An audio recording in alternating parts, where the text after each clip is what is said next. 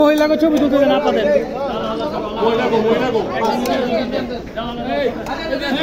শেষ করে তার সুস্থ হয়ে আমাদের মাঝে ফিরে আসে কামনা করছি। আজকে ৪৩তম এই তার শাহাদাত বার্ষিকী আইনজীবী ফোরামের প্রতিটি নেতা কর্মীর সুস্থতা কামনা করছি। প্রতিটা নেতা কর্মী যেন ঐক্যবদ্ধভাবে এই স্বৈরাচারের বিরুদ্ধে আন্দোলন সংগ্রাম করতে সেই দোয়া করছি। সবাইকে ধন্যবাদ জানিয়ে আমি সবাইকে অনুপস্থিত থেকে সবাইকে বঞ্চিত করবেন এই দোয়া কামনা করে ধন্যবাদ জানিয়ে বিদায় নিচ্ছি। এখন দোয়া মহবিল হবে। এই 15-16 বছরে দেশকে কোথায় নিয়ে গেছে? আজকে দেশ দুর্নীতিগ্রস্ত, দেশের রাঘব বোয়ালরা আজকে দুর্নীতি করে দেশকে ধ্বংস করেছে। সংক্ষিপ্ত করতেছি, আমরা অনেক বক্তা ছিলেন, আমাদের ছিল আগামীকাল বক্তব্য হবে। এই পর্যায়ে সংক্ষিপ্ত হবে আজকের সভা সভাপতি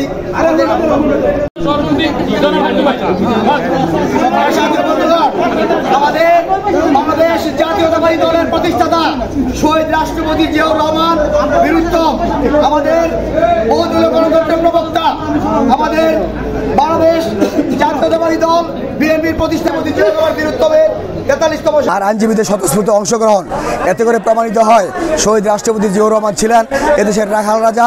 স্বনির্ভর বাংলাদেশ গড়ার প্রত্যয় নিয়ে উনি যে কর্মসূচি গ্রহণ করেছিলেন, ইতিহাসের খাতায় শহীদ রাষ্ট্রপতির বিরুদ্ধে স্বর্ণাক্ষর তার তিনি নাম লেখা থাকবে। শহীদ রাষ্ট্রপতি জিয়াউর রহমান যখন পাকিস্তানি শাসক গোষ্ঠী আমাদের বাংলাদেশের অতর্কিত জনগণের উপর 25শে মার্চ কাল রাত্রে নিরস্ত্র বাঙালির উপর ঝাঁপিয়ে পড়েছিল, তখন শহীদ রাষ্ট্রপতি জিয়াউর রহমান পাকিস্তান সেনাবাহিনীতে চাকরি করতেন। তখন তিনি আমাদের যে পাকিস্তানের তৎকালীন ওনার যে ওই অফিসার ছিলেন গাঙ্গুয়া জিওসি প্রধান, তাকে বন্দি করে সেখান থেকে তিনি ওই রিভল্ট বলে বাংলাদেশে এসেছিলেন, মুখ করেছিলেন এবং চিটাগাং থেকে কালুঘাট বেতারকেন্দ্র থেকে স্বাধীনতার ঘোষণা দিয়েছিলেন। শুধু তাই নয়, তিনি 9 মাস সশস্ত্র মুক্তিযুদ্ধে অংশগ্রহণ করেছিলেন। তিনি জেট ফোর্সের সর্বাধিনায়ক ছিলেন। বাংলাদেশকে স্বাধীন করে মুক্ত করে তিনি একটা স্বনির্ভর বাংলাদেশ গড়ে তুলেছেন। শুধু তাই নয়, তিনি বহুদলীয় গণতন্ত্র কায়েম করেছেন। সবাইকে বাকশালকে নিপাত করে তিনি সকল রাজনৈতিক দলগুলোকে একত্রিত করে রাজনীতি করার সুযোগ দিয়েছিলেন। ৪৫তম শাহাদাত বার্ষিকী উপলক্ষে আজকে আমাদের আইনজীবী ফোরাম কর্তৃক আজকের যে প্রথম অনুষ্ঠান, আজকের দিনে প্রথম কর্মসূচি, এই কর্মসূচিতে আমাদের সার্বিক সহযোগিতা করেছিল আমাদের সমস্ত আইনজীবীবৃন্দ প্লাস অ্যাডভোকেট নয়ন,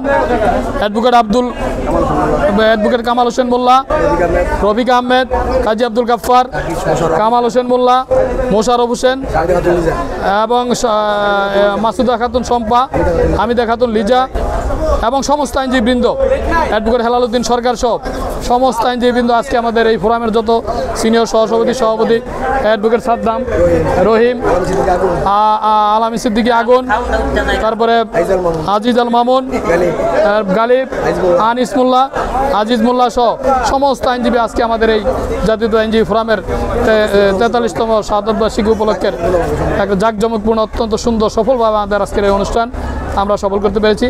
আমরা আগামী দিনেও এই কর্মসূচি আবার থাকবে, আমাদের মাসব্যাপী কর্মসূচি, আমাদের এই কর্মসূচি প্রতিদিনের কর্মসূচি থাকবে এবং আগামী দিনে আমাদের এই শহীদ জিয়ার সৈনিকেরা আরও বিপুল উৎসাহ উদ্দীপনা নিয়ে এবং মনোবল চাঙ্গা নিয়ে আজকে আগামী দিনের যে কোনো কর্মসূচিতে অংশগ্রহণ করবে এই আশাবাদ ব্যক্ত করে আমি আমার বক্তব্য শেষ করছি।